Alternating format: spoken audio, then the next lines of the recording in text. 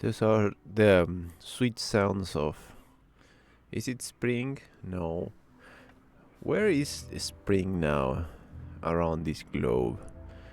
Down here it's summer. Way up there is winter. I wonder. The middle is always spring. I guess that's how the world works, right? So one extreme is like cold, the other is hot, and in the middle is always warm-ish. Tea. Hello everyone, welcome to another week of comic book nonsense with me, your friend Carlz. You know, we have another week of a lot of updates, and I don't know, I don't know how to say. Some things have excited me, and some have disappointed me in ways that I didn't thought they would.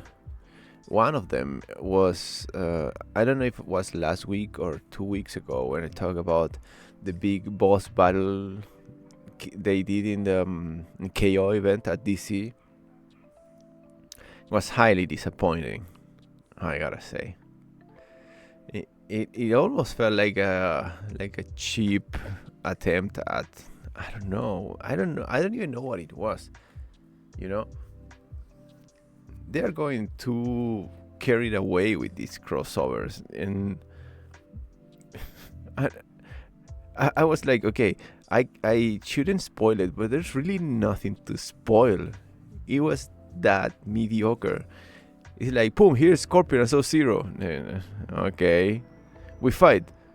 Okay, like there was nothing to it. It was so weird.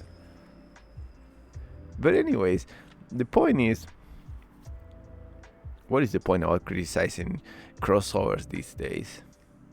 I don't want to go into like the tinfoil hat conspiracy shit and going like, wow, what does this crossover means? No, you just pay some bucks to the other company and have your character be in like 2 pages. Like Lex Luthor against the bear girl from Beneath the Trees, like Lex Luthor against a serial killer, and it's just crazy, man. I mean, not even that crazy. It's just curious. It's just a mere curiosity. But fuck it, man. I can't dwell too much into that one shot because it was clearly a publicity stunt one shot. It had nothing to do with the event itself. Nothing really major happened. Fuck it. But anyway, let's go to what this week is gonna bring, shall we? Perhaps more stuff. So, for Absolute Batman, there's a couple of things that I want to mention.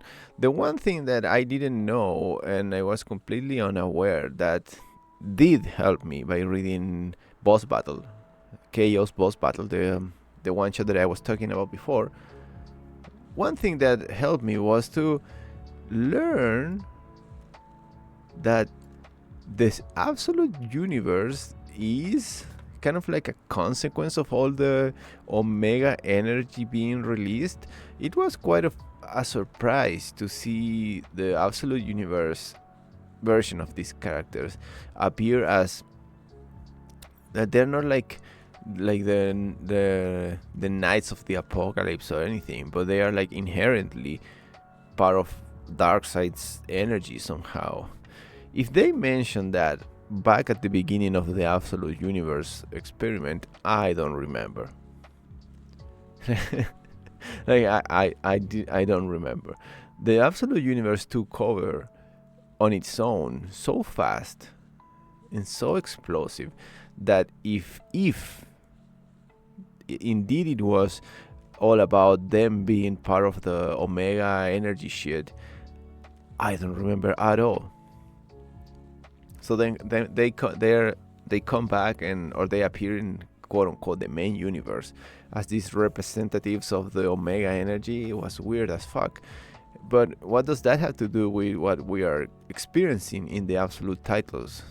That it sort of implies that they're permanence might not be permanent.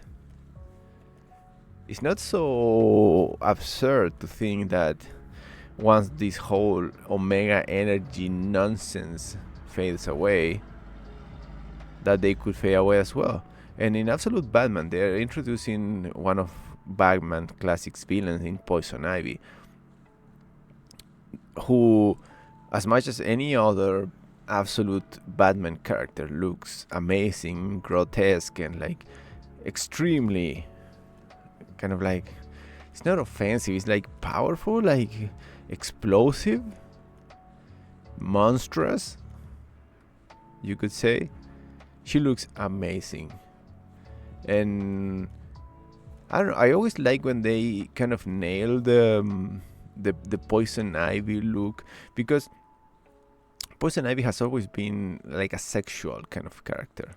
It doesn't need to be sexualized, but she's definitely a sexual character. And I don't know, she reminds me in this book, she reminds me how she looks. She reminds me to that spider boss in Dark Souls 1.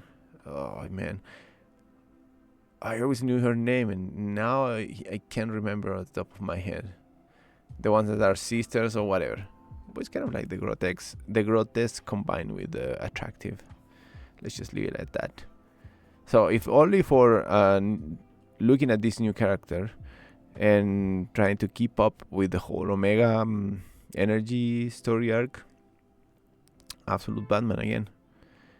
He's gonna keep appearing on my list, on my pull list, or on my recommended list. So next. This is another dude that's gonna keep appearing. What is Spider-Man doing this week? You know, I asked myself, and to many people, more than one occasion, why is Spider-Man so interesting, so appealing? And I don't know. I said it before. To me, by now, it's like a part of my daily existence. Like, what is Spider-Man doing? But anyways, we've reached the point we've been expecting with this currently more than awesome story arc or volume. I think this volume of Amazing Spider-Man has been amazing, no pun intended.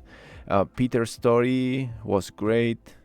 His classic redemption story arc and like bleeding heart, like, oh man, I'm Peter Parker. It was great. And you know, he has these like periodical recharges of positive energy, and I feel like his kind of like short-lived time and space worked perfect for that.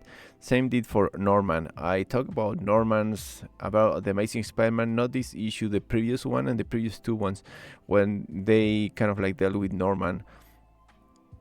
The position they ended up for both of them to reunite is perfect. That's all I want to say. I really don't want to spoil this book, but let's say they set it up for a nice conclusion with both of them being there. And I think overall, Norman's time as Spider-Man was super meaningful, super short-lived, but incredibly meaningful. Perhaps even more meaningful than Otto Octavius' stint as Spider-Man during the Superior Spider-Man run. Superior Spider-Man run now, on hindsight, looks like so much like an alternative universe, like a what-if situation. It keeps looking like that all the time. And as I said before, I really hope that is not the case with Norman's time as a good guy. It's no small thing that they have been developing a good guy storyline with him. I don't know. Really looking forward to what they're gonna do. As I said before, I have no doubt that he will be the Green Goblin again at some point. But let's hope they do it smart way. It's been smart and fun until now. Amazing Spider-Man next. So, who remembers all the Iron Fist nonsense about the what was it? They were supposed to inherit the Iron Fist for some godforsaken reason, and then the Chinese guy that had that really boring sword comic book became the Iron Fist by going to Kunlun, but then Danny Rand was dead for some fucking reason, and he had an adventure in like Chinese purgatory where he met the previous Iron Fist. It's a mess. It's a freaking mess. And allegedly this kid, the Papai, she was supposed to be the next Iron Fist, and I don't know what the fuck happened with that. So we're back with the deadly hands of Kunlun, and apparently now they are all gonna have something to say about it. I'm not the biggest Iron Fist fan. I've never been, and I think I never will be. And now after Marvel Rivals, I hate him even more. But I really want to streamline this situation. It's just getting absurd. It's just getting absurd. You wonder, like, the same thing that I said with Norman. You wonder if, I mean, you don't need to wonder. It always happens. Like, the main guys, they keep returning to being what they are. With this, I mean that Danny Rand is bound to become the Iron Fist again. Somehow. That made me think that Sam Wilson hasn't been the Falcon for a long time. I remember some Captain America titles from here and there where he was the Falcon again briefly, but like time-wise, he's been the Falcon the longest, like overall. But I think he's been really kind of like in the common people, like in the regular kind of like mindset of everyone. I think everybody thinks about him as Captain America by now, right? I know I do, because like who the fuck is the Falcon? But anyways, that's all I had to say about this book, and that is the only reason why I'm gonna check it out. Let's just please keep your house in order and do something with all of this Iron Fist nonsense, man. Just pick one, man. Just pick one, or pick several and put different names onto it, okay? But make it clear. Don't just have them disappear and whatnot. And where is this guy's sword anyways? Fuck it. Next. So Dungeons of Doom issue 1 was amazing. This is an excuse to talk about like an update. This is the update type of scenarios, right? My classic updates. I said the setup was gonna work, and the setup worked great. Different political interests and personal interests diving into the unknown Dungeons of Doom. It was amazing. Of course, this is spoiler now known about the issue number 1. Probably the biggest thing. Of course, it has to be a character. Right? It just can't be a thing. That's too boring. So there's a mutant kept prisoner in the Dungeons of Doom. And that mystery is something that I did not expect at all. Like, at all. Like, he has a mutant. Wow. And of course, immediately they went the shock value route, and they're like, this is a mutant that even Charles Xavier was afraid of. Ooh. I think Charles's reputation is already pretty crappy, right?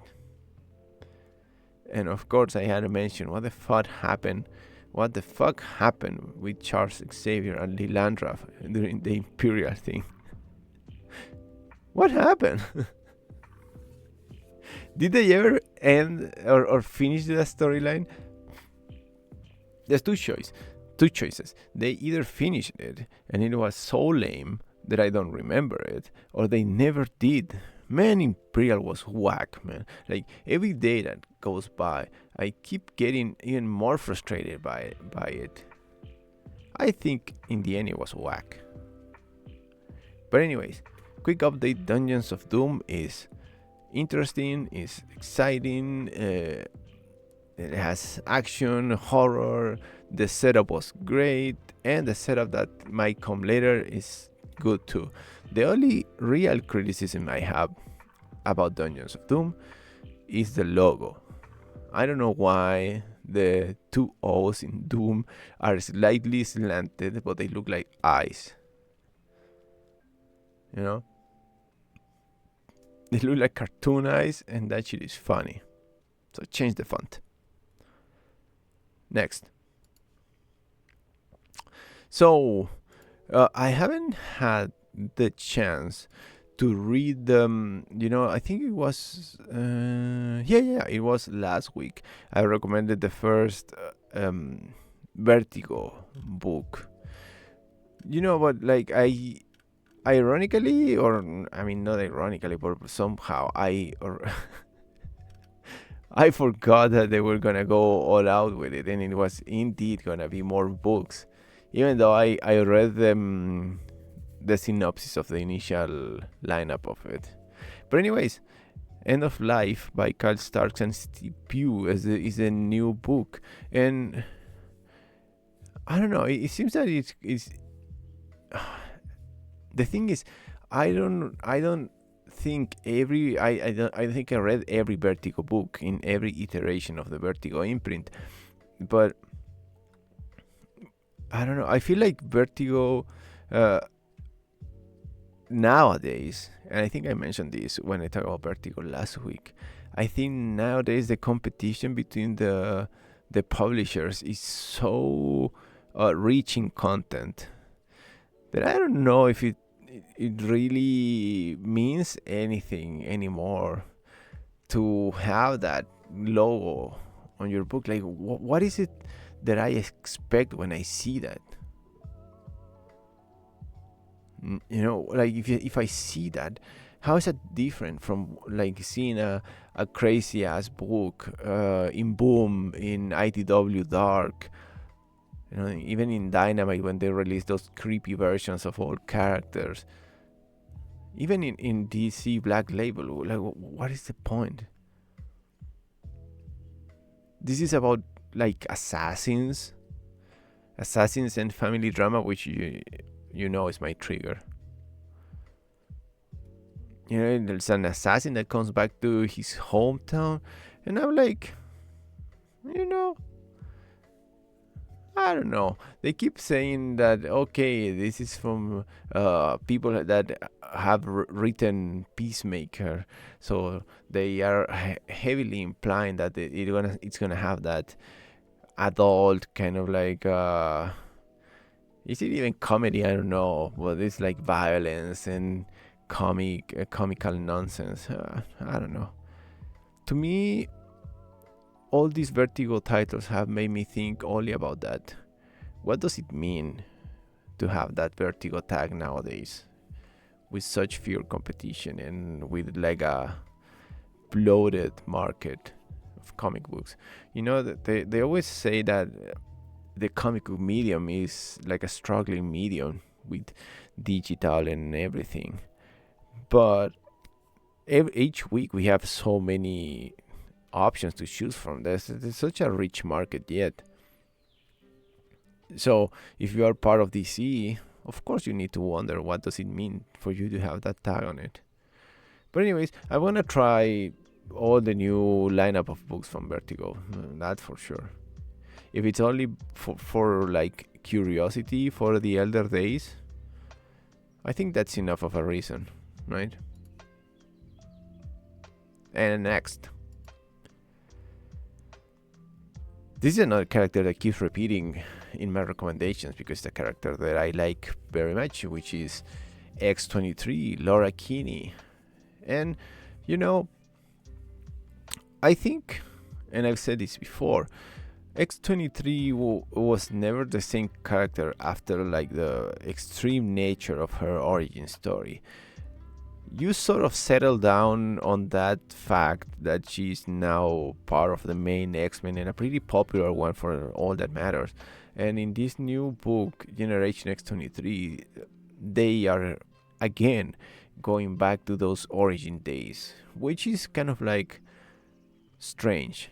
It they do stories about X-23, and they keep coming back to cloning. They keep coming back to. I think they come back more to her origin story as a living weapon, even more than Wolverine by now. But hold that thought, because that's also coming up next. But I think, to me personally, I like this character because of the potential to be different, but she keeps kind of like coming back to the same things.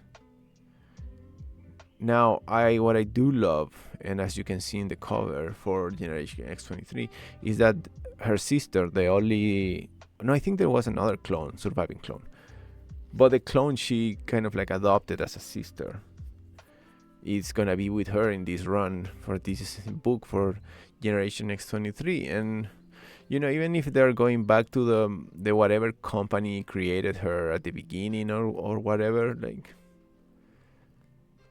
I don't know. I just don't wanna think that her place or identity is just going back to the same institution that created her to be a living weapon, because that is way too much like Wolverine. I guess what I'm trying to say is that it's been a while since I felt an X-23 story has taken a personality of its own beyond following the classic Wolverine tropes. Gabby, she needs to be there. I feel like they need to add her constantly to keep it fresh. So I'm glad that she's there. And of course, this is only the brand of Shadows of Tomorrow. I keep thinking about that brand, and I keep thinking about whenever I read a new X-Men title with the Shadows of Tomorrow tag on it, I keep thinking, oh, how is this gonna be related to the new era of the X-Men? And by now, I think is like kind of like halfway publicity stunt, because for the book that I read that had the tag, it's been really hard to see any connection for a future. But like, who knows, man? Fuck it. X-23. I'm gonna keep talking about her. Can't escape it. Next. This is a short update. So, the Energon universe, allegedly, the main thing was having the Transformers on Earth and having them sort of interact with all the other geopolitics stories that were going to they were supposed to be led by the G.I.JOE. That was the big thing, basically G.I.JOE and Transformers. For some reason, in the previous issue of G.I.JOE, it was finally revealed that one of the Transformers was working with a G.I.JOE. The whole basis of this current run of G.I.JOE is that Duke is kind of like a racist. White boy racist, who knows? So he basically hates Cybertronians. He still doesn't know what a Cybertronian is, but a Transformer. He basically hates Transformer because they kill some of his buddies and whatnot. But I didn't really notice how long did it take for Duke to come face to face with a Transformer, and that happened in the previous issue. And what that basically showed me was something really strange that I haven't realized because I'm dumb as fuck, is that in the Transformers book, the military already knows about the Transformers. If they know and if they have contact, how come the G.I.JOE, who are supposed to be this kind of like elite group of military dudes, why didn't they tell them? So Duke come face to face with Hound, a Transformer, and he's like, oh my god, they've always been here, oh my god. And I'm like, dude, haven't you been reading Transformers? Like, they are like a big deal.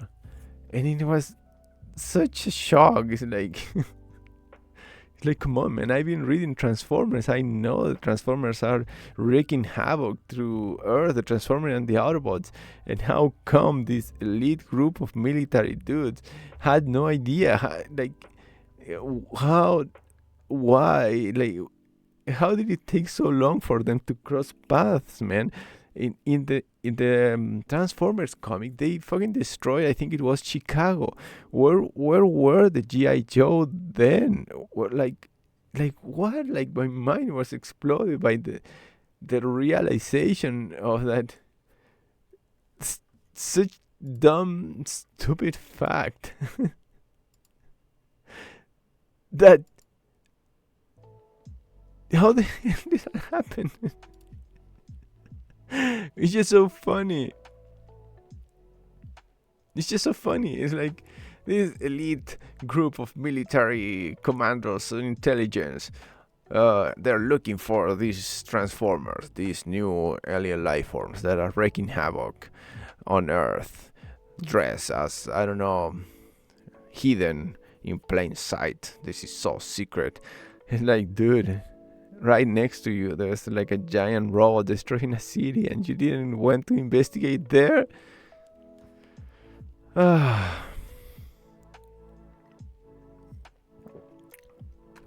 Anyways, G.I. Joe are meeting the Transformers now, apparently, because out of convenience.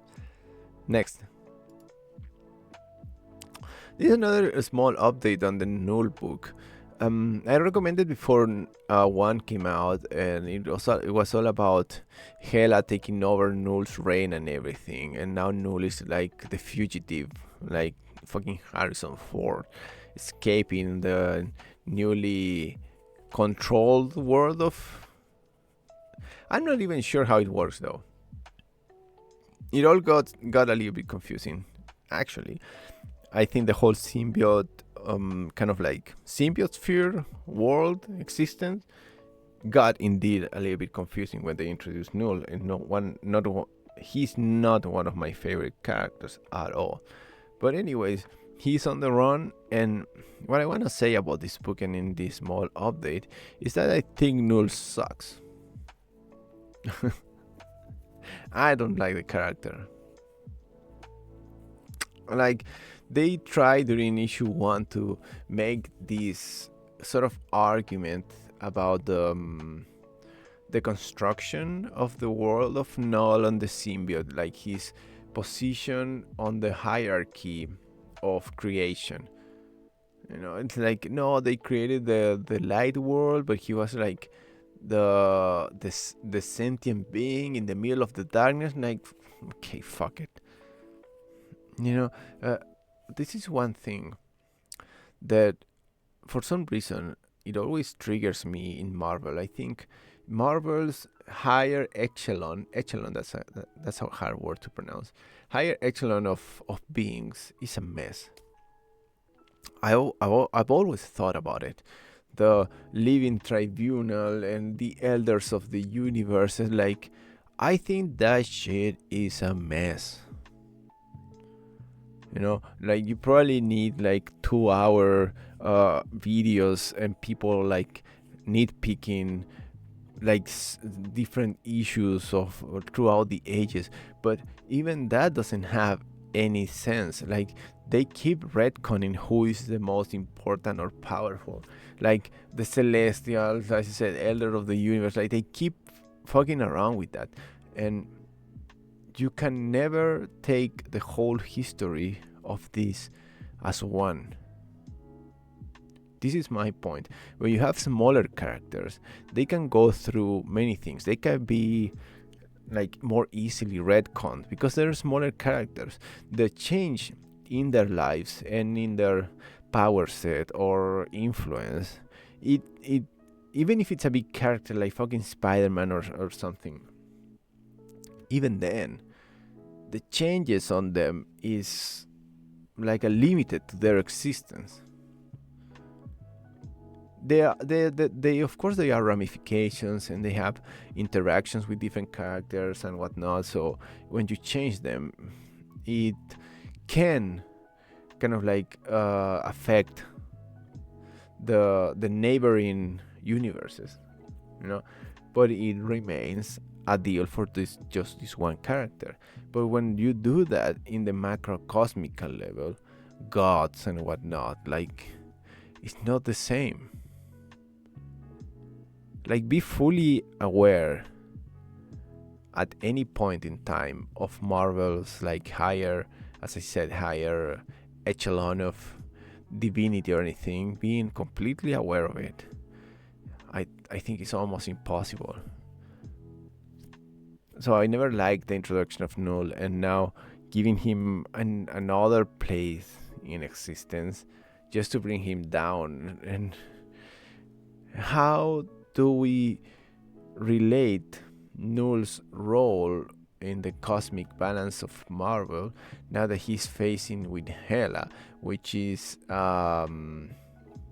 Asgardian sort of storyline? So she's like the goddess of the underworld, but she's not.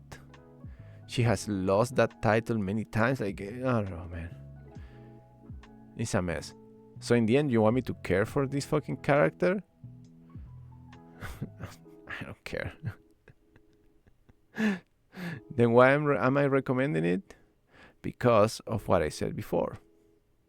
This whole higher level or higher tier of characters in Marvel, you need to have at least a notion of what's going on. Plus, he's gonna be key somehow for the next big event in the Spider universe. You know, the whole crazy guy assassin shit. He's gonna be part of it, for sure. Next. This is like closely, almost, it was really close to being my book of the week. You know, Smile for the Camera is a comic book based on the Smile universe. The Smile universe. The Smile 1 and Smile 2 were pretty good horror movies. I think 2 was even better because Smile 2 changed from a horror kind of like demon exorcist, no, haunted? When possessed. Like a demon possession kind of like horror movie. Okay, it was really to the point.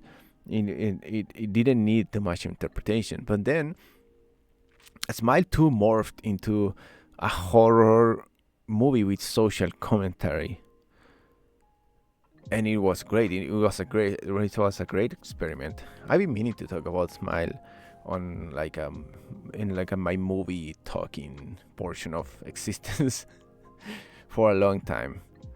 But anyways, I wasn't expecting for IDW Dark to get a story based on the Smile universe. So it's super interesting, especially to see which side or how do they balance that.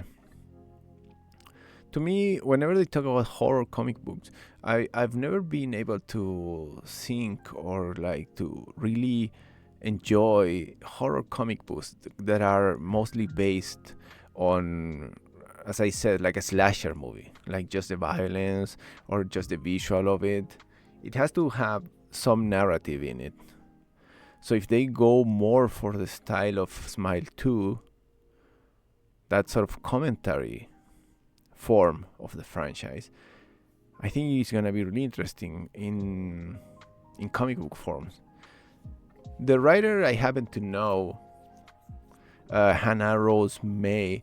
I read her debut album, The Rogues Gallery, which is basically this has a term in horror movies, but I keep forgetting. But it's like home invasion, I think it is. For some reason, I remember this really. It's not crappy, but it's a mediocre Nicolas Cage movie, which is a home invasion movie. He's like a rich guy. Some robbers came into the house, and all the movie happens while they are kidnapped inside of the house. But Rose Gallery was great. It was topical. It was violent. It was aggressive, like a horror movie. But as I said, it was topical. It had a lot of commentary on celebrity culture and everything. And the exorcism at 1600 pen, the one about the was it the White House that was possessed? No, it was the daughter of the president of the United States who was possessed. It was also pretty interesting. It wasn't as topical as I thought it should be, being that it was the daughter of the president, the one who was being possessed. It didn't have that much commentary, but it had some, especially because she made the president a woman. And so there was a good chance for good commentary that happened kind of in there. By the way, I think they're doing either a movie or a show based on that comic book, The Exorcism at 1600 pen. So the writer Hannah Rose May, she might be getting some royalties about it. Anyways, oh, she did the guy in the chair too. I had that written down. The short-lived series that I really liked. It ended like a couple of weeks ago, and it was really fun. It wasn't that horror-oriented or anything, but it was pretty fun. But anyways, Smile for the Camera, quite a nice surprise. I loved the Smile. I mean, I don't know if I love, but I liked the Smile franchise. 1 and 2, as I said, has this evolution from horror to horror commentary. So pretty excited about what they're gonna do with this in comic book form. It has a lot of potential. Next. Man, I love the Uncanny X-Men. And all I have to say about this new storyline where monsters dwell, already in its part 2, is like fucking Morbius, man. It's good that they are revisiting this from Jubilee's side. I think Jubilee's sort of vampire journey, it began like not necessarily high profile, but it began with a lot of attention, but it quickly faded out, and then it was just, oh yeah, Jubilee's vampire. So I think she stopped being a vampire during the Krakoa age. The point is, she's not a vampire anymore, and correct me if I'm wrong, but I think Morbius is not technically a vampire, or that is some shit that they invented for the crappy movie. I don't know, but there's a lot of possession, and there's a lot of like monsters influencing the current team up of Uncanny X-Men, but in good writing sense, and in, you can say, like the sense that I prefer these characters to appear, these monsters characters to appear. They are just there to shake things up, and they are just a reflection of the other characters' relationships. And apparently is Jubilee's turn now. To be honest, Jubilee has been kind of like downplayed for a long time, and I was waiting for her to do something or be the not the star, but like be a little bit more highlighted, being that she's part of this team. Because when you put up, or like when you construct, well, when you bring a X-Men team together, each one of those characters, they have an input on the team, right? You have so many X-Men that is not like, oh, this X-Men characters was here only by coincidence. That's not what it is. If you put a character on an X-Men team, you're gonna tell a story about them, or you're gonna do something with them.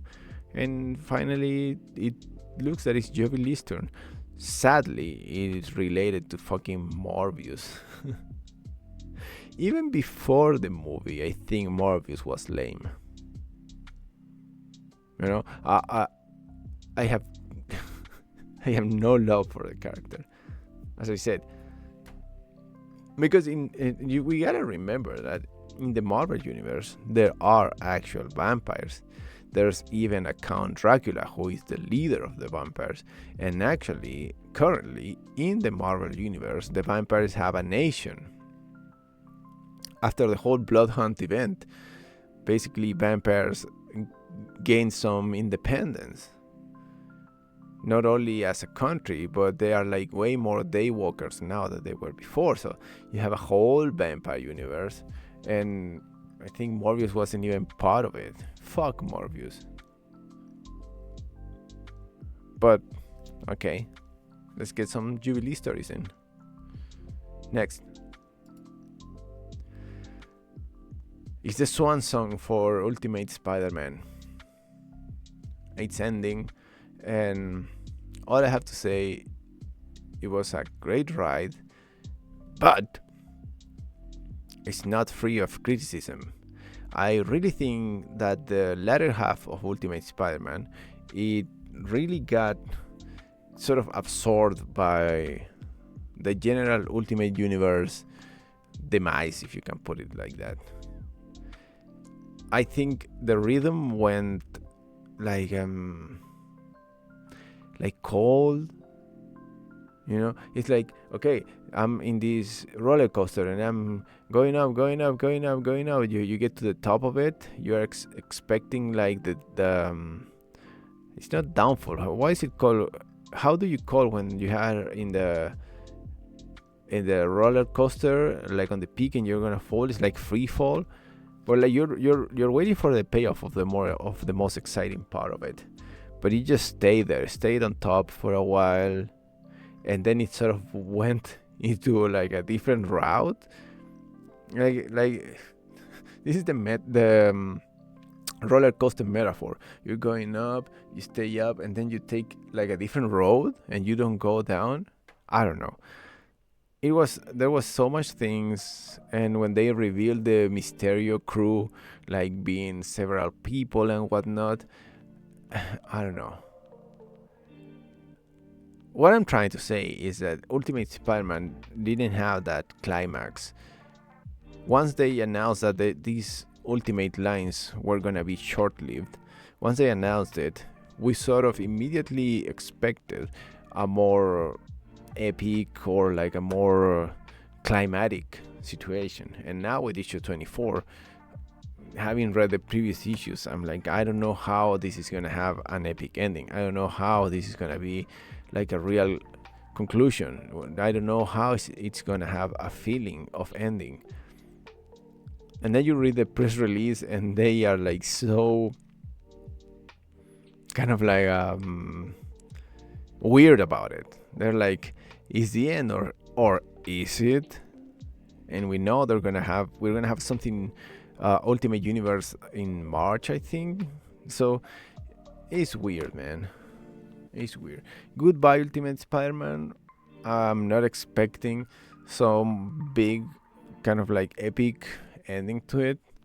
I'm expecting an ending with like a quotation mark and a question mark in the end, like the end. This is what I'm expecting, but because this is what they've been setting up. Still, one of the better comic books of last year. Bye.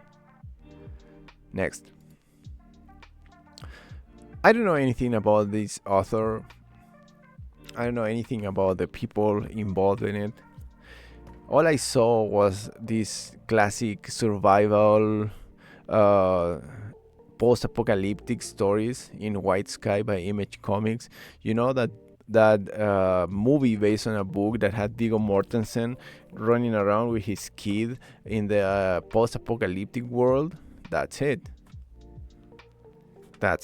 But now they're like ghosts or something. I don't know. That is just a fun setup. Was it like similar for the one with Denzel Washington, where he was like supposed to memorize the Bible or something? I think that was it, right? He carried like a copy of the Bible or something. Like, and he memorized the Bible for the apocalypse. Some shit like that. I don't know, man. We've been dreaming with post-apocalyptic scenarios for so long that we have low-key settled on, well, we're not in a post-apocalyptic scenario, but we've been slowly apocalypting. Can you say it like that? We have been slowly apocalypting ourselves in this world of crazy AI and never-ending wars. We have self-apocalypting. So it's a setup that always works for at least the first two issues, for at least knowing about the setup, you know, survivors in a post-apocalyptic world. To be honest, as I said, I don't know much about the book, but I just read that in the synopsis and I'm like, okay, I'm sold, I'm gonna check it out. It's that simple. And for that same reason, I have nothing more to say about it. Wise Guy, post-apocalyptic survival story, father-daughter, or I think it was father-daughter. I don't remember the press release anymore. Father-daughter adventures in the post-apocalyptic world. Nothing more to say. And last but not least, it is the book of the week. Look at that cover filled with so many Armageddon, Wolverine, Chief Darsky, like Avengers, Wolverine wearing Captain America's shield. Like, what is going on? Who knows? For sure, I don't. The main Wolverine book has been meh. You know, the main Wolverine book is also branded under Shadows of Tomorrow. I don't know how much Shadows of Tomorrow and how much Armageddon is Wolverine gonna be involved in, but the press release is making a big deal about this book, Wolverine Weapons of Armageddon, to basically be the jump starting point between Wolverine and Captain America. I think we are getting the real setup for the event that it says Armageddon assembles in 4 months. 4 fucking months. We are like February, March, April, May. Like, fuck it, man. Fuck it, 4 months. But anyways, in this book, Wolverine, as I mentioned before during my comments with X23, Wolverine is not going back, but they're like secrets from the Weapon X program coming into life, and apparently there are government people involved in it, as the super villain / occasional anti-hero Nuke comes back, but now he has some weird type of super soldier serum. So you have super soldier and what did I say? Weapon X project and scientists. Everything smells of a big conspiracy. A big conspiracy. And of course you have Wolverine, because if it has a Weapon X in it, you need to have Wolverine in it. You know, one of the pairings that I always loved is Wolverine and Captain America. Even though Wolverine is Canadian, go Canada. Even though Wolverine is Canadian, they have that sort of historical heroism embedded in their characters. I don't know, it is kind of like funky to see Wolverine in the beginning of the Armageddon event. I also love when Wolverine was an Avenger, so... Anyways, what a great setup. And it's funny because this is the book of the week, but I don't need any more than the setup. I'm even more of a basic bitch. Like, I only needed that title. I only need like that cover with the big Armageddon thing, with the Avenger logo, and like with the authors like really highlighted. Like, that's all I needed. But then you get Wolverine wearing Captain America's shield. Well, if you wanna get ready for Armageddon, I think at least this Wolverine book and the Captain America are your go-tos. And I don't wanna be disappointed. I don't wanna have a new Imperial situation going on, but I have high hopes for Armageddon as the new big Marvel event. They have definitely been hyping it even more than One World Under Doom, and you know, I am missing a big like multiversal kind of like, I mean, not multiversal, but a Marvel event that works throughout the whole universe, like a really strong one. You know, an event that is so important and so impactful enough that sort of stops everything else from happening. Or if it doesn't stop it, whenever you're reading another book, it makes you think, okay, how is this gonna be affected by the big event? That is the point of it, not to have an event that just happens and you can just go by your life. Oh yeah, Doctor Doom, haha, bye bye. No, like, I'm missing that kind of event, and I'm hoping Armageddon is one of those. And to be up to date and to be really informed and to grow your hype levels steadily from here to 4 months on, you better pick up Wolverine and Captain America. And that's it. Looking forward for this event. And I don't know, they also announced Wolverine for the what is Pokken, for the new fighting game. I also begin or like return to using Wolverine in my Rival, so it's been a pretty Wolverine-ish loaded like last week. I don't know. I've been Wolverine coded for the like the recent present in many aspects of it. And that's another week of comic books. The Smile book and the Wolverine book are definitely the things that I'm interested in the most. But there's always stuff to see. Spider-Man is gonna be super entertaining. I'm hoping to talk about the Iron Man book, the upcoming Iron Man book, taking a dig into the new Vertigo books. Absolute Satana was introduced recently. You know, that's the world, and we live in it. Am I right? Go read something, even if it's a book. No, I'm reading books too, but I'm not gonna talk about that because I do it way slower than comic books. Way slower. Take care, everybody. See you next week. Thank you for listening, and have a good one.